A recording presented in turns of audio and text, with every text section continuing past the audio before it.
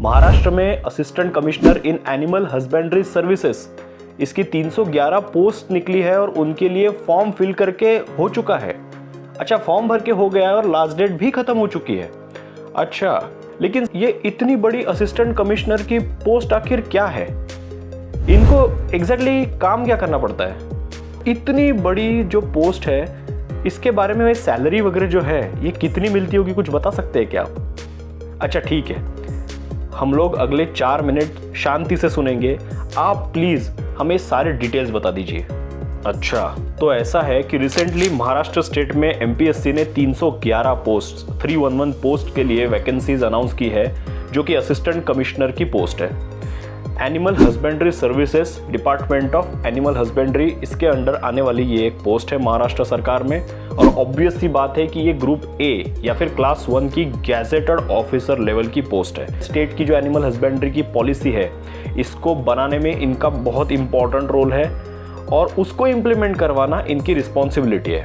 जैसे कि milk, meet, eggs etcetera, इनका प्रोडक्शन कैसे बढ़े, फिर आर्टिफिशियल इंसेमिनेशन और ब्रीडिंग की जो फैसिलिटीज़ है स्टेट में उनको ओवरसी करना, टारगेट्स सेट करना डिस्ट्रिक्ट लेवल्स पर, इन फैसिलिटीज़ के लिए इंफ्रास्ट्रक्चर कैसा है उसको इंश्योर करना, और फार्मर्स के लिए अलग अलग लाइफ स्टॉक से रिलेटेड ट्रेनिंग्स वगैरह जो है उनको कंडक्ट करवाना, डिज़ास्टर मैनेजमेंट वगैरह जो है, अगर कभी एपिडेमिक्स वगैरह फैल जाते हैं तो उनको किस तरीके से कंट्रोल किया जाए, क्या किया जाए, ऐसे बहुत सारे रिस्पॉन्सिबिलिटीज़, बहुत सारे टास्क इनको यहाँ पर एक तरीके से परफॉर्म करने पड़ते हैं और बहुत ही इंपॉर्टेंट और रिस्पेक्टेबल ऐसी ये एक पोस्ट है।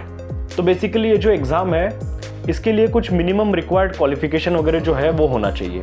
MVSC या जिसे वेटनरी में मास्टर्स डिग्री या पोस्ट ग्रेजुएट डिग्री कहा जाता है उसका होना ज़रूरी है, या उसकी इक्विवेलेंट जो भी डिग्री है वो होना ज़रूरी है आपके पास में। और उसी के अलावा आपका नाम जो है वेटनरी काउंसिल ऑफ इंडिया या महाराष्ट्र वेटनरी काउंसिल जो है उसमें रजिस्टर्ड होना ये तो कंपलसरी है ही, क्योंकि वो रजिस्ट्रेशन नंबर आपको फॉर्म में तो डालना ही पड़ा होगा ना। और साथ ही साथ मिनिमम 5 इयर्स का practical experience in animal husbandry ये आपके पास होना चाहिए, किसी गवर्नमेंट डिपार्टमेंट, इंडस्ट्री, ऑर्गेनाइजेशन, जो भी गवर्नमेंट ने एस्टैब्लिश किए हुए ऐसी कोई जो बॉडी है वहाँ से। और अगर एज क्राइटेरिया जो है वो भी अगर देख ले तो ऐसा है कि मिनिमम एज 18 ईयर्स और मैक्सिमम एज ये 38 ईयर्स यहाँ पर अपर एज लिमिट है फॉर जनरल कैटेगरी, और रिजर्व कैटेगरीज के लिए 43 ईयर्स होती है। और जो कुछ सर्टन कैटेगरीज है जिसमें कुछ फिजिकल डिसेबिलिटीज वगैरह जो आती है, ऐसे के लिए वो एज लिमिट 45 ईयर्स तक के हो सकती है वो। ठीक है, अब इसके बाद में एग्जामिनेशन की अगर बात करें तो एग्जामिनेशन होती है 2 स्टेजेस में, एक है रिटन एग्जाम और है इंटरव्यू। ठीक है, रिटन एग्जाम ये MCQ बेस्ड होती है जिसकी टोटल है 200 मार्क्स और जिसमें बहुत सिग्निफिकेंट अमाउंट ऑफ पोर्शन है जनरल अवेयरनेस का, और इसके अलावा रेस्ट ऑफ द क्वेश्चंस है वेटरनरी के जो आपके सब्जेक्ट से रिलेटेड होते हैं।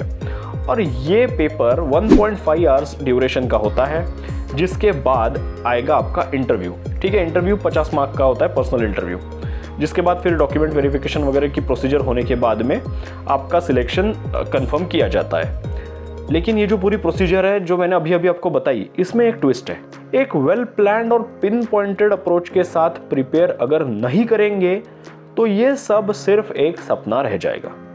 फॉर्म्स की डेडलाइन क्लोज हो चुकी है और एग्जाम डेट्स कभी भी पब्लिश हो सकती है, और ऐसे में लिमिटेड टाइम में अगर आपको सक्सेस हासिल करना है तो आज की डेट में wise IAS academy one stop destination है पूरे इंडिया में। अलग अलग स्टेट्स में होने वाली जो वेटरनरी ऑफिसर या जिसे महाराष्ट्र में LDO वगैरह कहते हैं, ऐसे जो पोस्ट है उनकी एग्जाम्स में आज तक हंड्रेड्स ऑफ एस्पिरेंट्स यहीं से पढ़ के एग्जाम को ना सिर्फ क्रैक कर पाए हैं बल्कि जो टॉपर्स है वो भी वाइज IAS के स्टूडेंट्स ही रहे हैं। बस एक बार हमारे दिए हुए इस कॉन्टैक्ट नंबर पर कॉल करके हमसे कनेक्ट कर लीजिए, या फिर सोशल मीडिया के थ्रू या वेबसाइट के थ्रू वगैरह जो है हमारी, उसके थ्रू कैसे भी हमसे एक बार बस कनेक्ट कर लीजिए।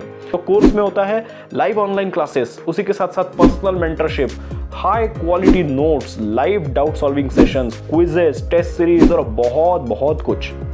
और हाँ, वेटरनरी सिलेबस के साथ साथ GK का सिलेबस भी यहाँ पर डेडिकेटेड मैनर में कवर किया जाता है। चलिए अब देखते हैं कि असिस्टेंट कमिश्नर की पोस्ट के लिए जो सैलरी एंड पर्क्स है वो क्या होते हैं।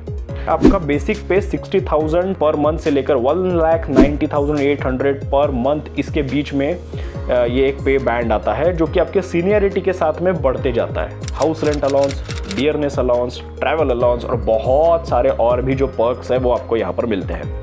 सो बेसिकली ये बहुत ही हैंडसमली रिवॉर्डिंग पोजीशन है और 311 वैकेंसीज बार बार नहीं आती है। तो बस इस चांस को हमें दोनों हाथों से पकड़ना है और एग्जाम को क्लियर करके ही दम लेना है।